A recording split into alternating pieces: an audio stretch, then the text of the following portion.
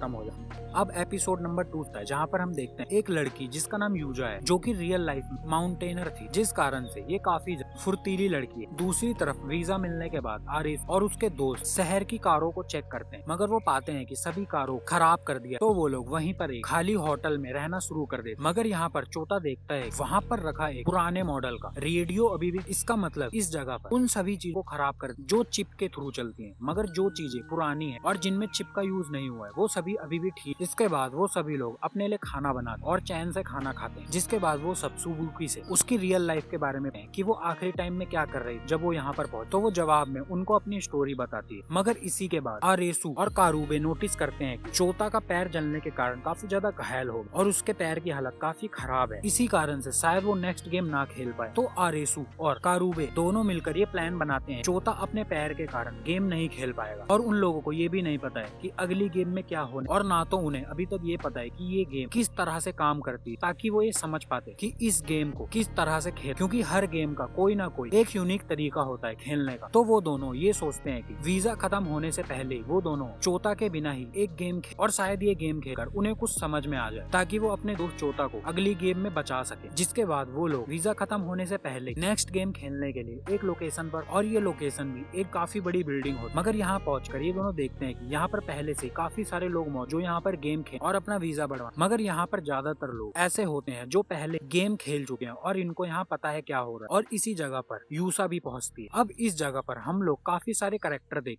जो इस web series में एंड तक रहने वाले हैं, जिनके बारे में आपको बता देते। इस कैरेक्टर का नाम होता है आगुनी, और ये एक रिटायर आर्मी मैन हो जो शरीर से काफी ज्यादा मजबूत। और एक दूसरा कैरेक्टर जिसका नाम सुनतारो होता है, ये भी इस वेब सीरीज में एंड तक रहने वाला है, और ये कैरेक्टर काफी ज्यादा स्मार्ट है। अब रजिस्ट्रेशन खत्म होने के बाद दोबारा से गेम शुरू और सबको एक एक मोबाइल दिया। मगर इसी भी आरेसु को वहीं पर मौजूद एक आदमी बताता है जिस तरीके का ताश का पत्ता गेम की स्टार्टिंग में दिखाया जाता है उसी लेवल का ये गेम होने वाला है। मतलब अगर गेम के ऊपर दिल का ताश का पत्ता छपा है, इसका मतलब इस गेम में उन लोगों के दिल के साथ खेला जाएगा, और जितना नंबर पत्ते का ज्यादा होगा उतनी ही गेम टफ होगा। अब गेम शुरू हो जाए और मोबाइल के थ्रू सभी को गेम के रूल बताए जाए, जिसमें उसे बताया जाता है इस पूरी बिल्डिंग में टाइम बॉम्ब लगे हो और उन लोगों के पास इसे रोकने के लिए केवल 20 मिनट, जिसके लिए उन लोगों को बिल्डिंग में एक रूम जो कि है सेफ रूम, जहाँ पर इस बॉम्ब को रोक बटन दे रख, जिसे दबाते वो बॉम्ब रुक। और अगर 20 मिनट में वो ये नहीं कर पाए तो वो बॉम्ब ब्लास्ट हो। और गेम के रूल के गेम से बाहर ये नहीं, बाहर ऑलरेडी बॉर्डर लाइन जिसे पार करते इन्हें लेजर लाइट से मार दिया। मगर साथ में इस गेम में एक प्रॉब्लम और भी कि इन लोगों को मारने के लिए इस गेम में अटैकर भी छोड़ा जाए जो इन लोगों को देखते ही गोली मारेगा। मतलब ये गेम काफी ज्यादा टफ होने और इसमें जाने जाएंगे। और वहाँ दूसरी ओर चोता और सुबुकी एक दूसरे के काफी ज्यादा करीब आ जाते हैं। अब यहाँ गेम शुरू होने पर सभी लोग उस रूम को ढूंढना शुरू कर देते हैं। मगर इसके उल्टा हम सुनतारो को देख जो हमें वहाँ पर सबसे ज्यादा रिलैक्स लग, जैसे उसे पहले से ही सब कुछ, और वो एकदम अलग जाकर एकदम रिलैक्स होकर सभी को गेम खेलता हुआ, जैसे उसे इस गेम से कोई मतलब नहीं। और इसे देखकर कुछ भी नहीं समझ में आता है कि ये कर क्या रहा है। इसी के तुरंत बाद बिल्डिंग में एक सायरन बजता है, जिसका मतलब अब गेम में अटैकर को भी जो उन्हें देखते ही जान से। और ये अटैकर अपने साथ गन लाता है और इसने अपने फेस पर एक मास्क पहन, और अब ये घुसते ही जिस भी इंसान को अपने आसपास देखता है उसे ही गोलियों से मारना शुरू।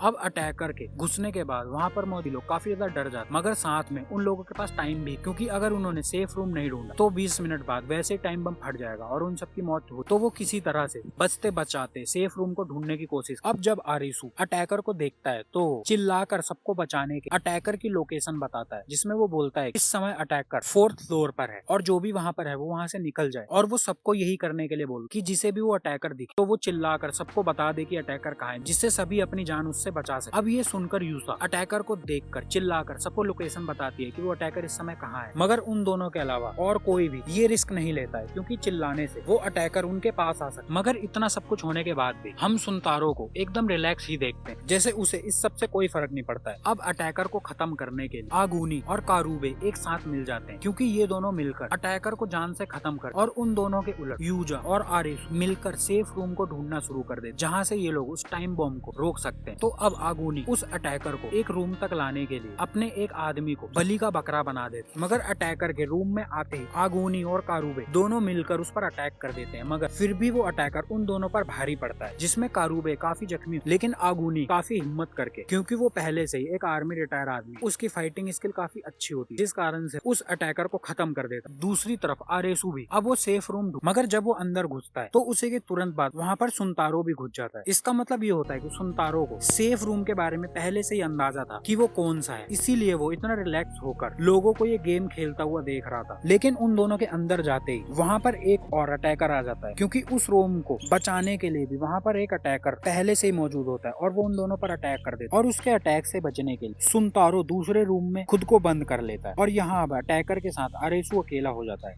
मगर वो हिम्मत कर उससे काफी ज्यादा मुकाबला कर और वो किसी तरह से उस अटैकर को इलेक्ट्रिक शॉक देकर बेहोश कर देता है। जिसके बाद यहाँ पर यूसा भी पहुंच जाती है और अब वो दोनों एक साथ सेफ रूम के बटन को दबाकर बिल्डिंग के लगे टाइम बॉम्ब को केवल 1 सेकंड पहले ही बंद कर देते हैं और वो लोग ये गेम जीत जाते हैं। मगर इसके बाद जब वो अटैकर होश में आता है और अपने मुंह से मास्क हटाता है, वो एक औरत है जिसके गले में एक बॉम्ब लगा होता है और वो तुरंत ही फट जाता है। इसका मतलब ये होता है कि इन अटैकरों को भी मजबूर किया गया है ये गेम खेले, मतलब इन लोगों को मारने के लिए। और अगर ये लोग जीतते हैं तो अटैकरों की हार होती, जिस कारण उन लोगों को जान से मार दिया। इसके बाद कारुबे को उसी जगह पर उन्हीं के जैसे किसी एक गेम खेलने वाले के इंसान की बॉडी के पास एक वॉकी टॉकी मिलता है जो शायद उसका था, जिसमें से कुछ आवाजें आ रही हो। और जब कारुबे उस वॉकी टॉकी को उठाता है और वो उसे सुनने की कोशिश करता है तो उसमें से आवाज आती है, हम लोगों के पास जवाब है और तुम जल्दी से लौट कर बीच पर आ जाओ। अब ये बीच एक मिस्ट्री होता है जो हमें आगे के एपिसोड में पता चले। और एपिसोड नंबर 2 यहीं पर खत्म।